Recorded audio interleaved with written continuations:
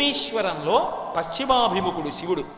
ఆ క్షేత్రంలోకి వెడితే మీకు ఏదో తెలియనటువంటి అవ్యాజమైన ప్రశాంతత కలుగుతుంది. ప్రజలు కూడా అంతటి ప్రేమాస్పదులు, ఎంత ప్రేమగా చూస్తారో అంత గొప్ప క్షేత్రం. సోమేశ్వరం పశ్చిమాన ఉంటుంది. పశ్చిమం నుంచి సోమేశ్వరంలో దర్శనం చేసుకుని మళ్ళీ బయలుదేరితే వాయవ్యానికి వచ్చేటప్పటికి వెల్ల గ్రామం కనబడుతుంది. వెల్ల క్షేత్రంలో మాత్రం నదీ స్పర్శ లేదు. వెల్ల క్షేత్రంలో మళ్ళీ సోమేశ్వరాలయం. వెల్ల క్షేత్రంలో ఉండేటటువంటి శివలింగం పరమాద్భుతం. ఆ సోమేశ్వరం వెళ్ళినప్పుడు మీరు నందిని చూడాలి. శివలింగం ఎంత ఎత్తుగా ఉంటుందో నందీశ్వరుడు ఎదురుగుండా అంత చిన్ని నంది. ఆ నంది కూడా చూసేటప్పుడు ఇలా చూడడం, ఇలా ముఖం పక్కకి పెట్టి ఇలా చూస్తుంటాడు. ఎంత సోయగంగా చూస్తుంటాడో అసలు ఆ నందిని చూడడానికి 2 కళ్ళు చాలవు. అద్భుతంగా ఉంటుంది దేవాలయం. ఆ సోమేశ్వరుడికి పక్కనే ఇటు పక్కన అంటే స్వామివారు ఇలా ఉంటే ఆయనకి కుడి చేతి వైపు, మనం దేవాలయంలోకి ప్రవేశిస్తున్నప్పుడు ఆయనకి కుడి చేతి వైపు విఘ్నేశ్వరుడు, ఎడం చేతి వైపు 3 దేవాలయాలు ఉన్నాయి. వెంకటేశ్వర స్వామి దేవాలయం, సీతారాముల యొక్క దేవాలయం, రుక్మిణీకృష్ణుల యొక్క దేవాలయం. ఇటు స్మార్తులు అటు వైష్ణవులు కూడా అంత ప్రేమగా కలిసి అర్చనలు చేస్తూ ఉంటారు. ఎక్కడ ఏ భేదాలు కనపడవు.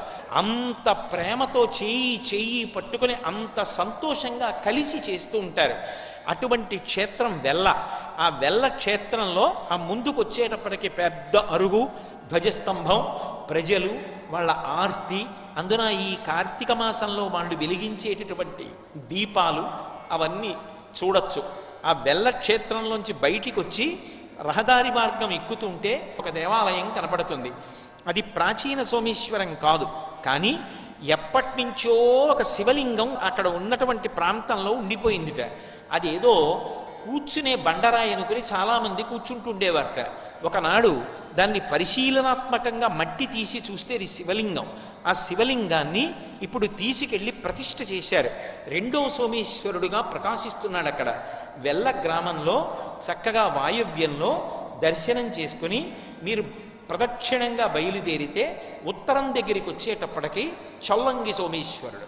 చొల్లంగి కాకినాడకి చాలా చాలా దగ్గర. ప్రదక్షిణంగా వెళ్ళాలి అంటే తిన్నగా కోలంక వెళ్ళి నేను చెప్పిన మార్గంలో రావాలి. కాదనుకుంటే ఉత్తరాన చొల్లంగి దగ్గర మొదలుపెట్టి అష్టసోమేశ్వరాల్ని ప్రదక్షిణ పురస్సరంగా కాదు, కానీ అష్టసోమేశ్వరాలు చూసి దక్షారామం పెడుతున్నాము అని సంకల్పం చేసుకోవచ్చు. చొల్లంగి కాకినాడకి బహుదగ్గర క్షేత్రం. చొల్లంగి వెళ్ళినప్పుడు హనుమ దేవాలయం ఒకటి ఉంటుంది. ఆ హనుమ దేవాలయంలో కూడా అనేకమైనటువంటి భజనలు, హనుమాన్ చాలీసా నిరంతరం జరుగుతుంటాయి. పరమ ప్రసిద్ధి వహించిన దేవాలయం. ఆ చొల్లంగిలో సోమేశ్వరాలయం ఉంది. అది చంద్రప్రతిష్ఠే.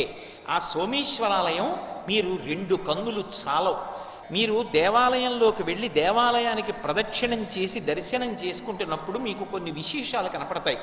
దేవాలయానికి ఆగ్నేయంలో పెద్ద మారేడు చెట్టు, ఈశాన్యంలో పెద్ద జమ్మి చెట్టు కనపడుతుంది. ఒకటి అగ్ని సంబంధం అమ్మవారు, మారేడు చెట్టు స్వయంగా పరమశివుడు.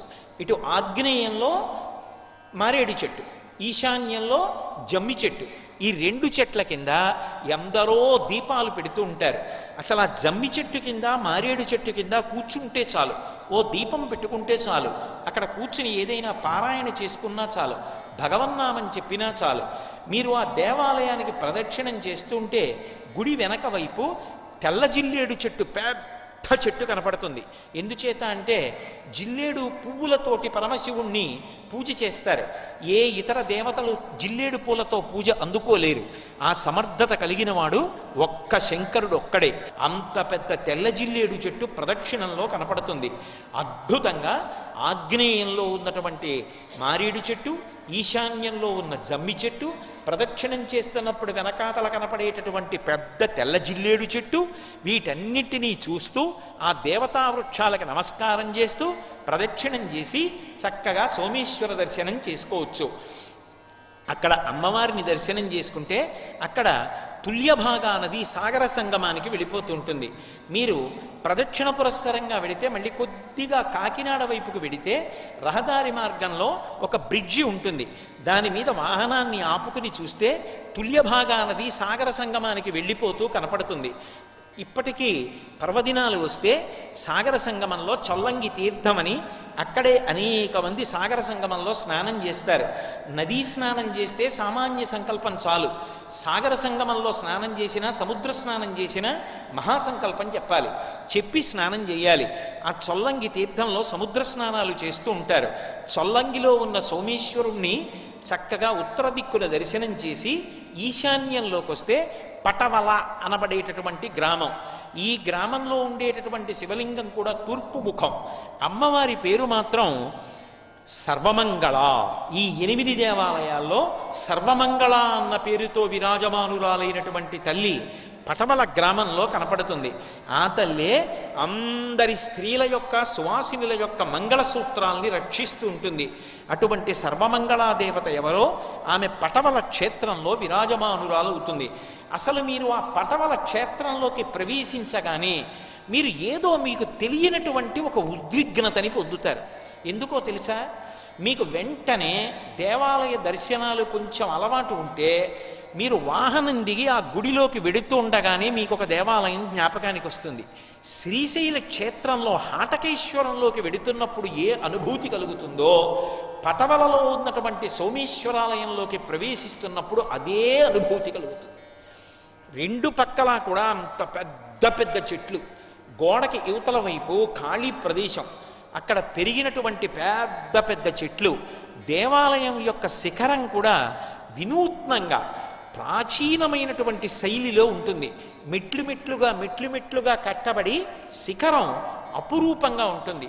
మీరు ప్రదక్షిణం చేసేటప్పుడు ఒకవేళ ఆలయ శిఖరం వంక చూసిన, ఆ దేవాలయం యొక్క శిల్పకళా చాతుర్యం వంక చూసిన మీరు ఆశ్చర్యపోతారు. 8 సోమేశ్వరాల్లో ఇంతంత వైవిధ్యాన్ని ఎలా తీసుకొచ్చారు, అసలు ఎంత అద్భుతమైన కట్టడాలు ఎలా కట్టారు అనిపిస్తుంది. అక్కడ సర్వమంగళా దేవత, అక్కడ ఆత్రేయీ నది సాగర సంగమాన్ని చెందుతూ ఉంటుంది. నదీముఖాలు అంటారు. అసలు ఆ సాగర సంగమం చూడ్డానికి ఎంత అందమో. అలా ఆ ఈశాన్య దిక్కున ఉన్నటువంటి పటవల క్షేత్రాన్ని దర్శనం చేసి మళ్ళీ తిరిగి తూర్పు వైపుకి వస్తే, నేను ఒక ప్రదక్షిణ క్రమాన్ని చెప్పాను కాబట్టి దక్షారామ క్షేత్రాన్ని చేరుకుంటారు.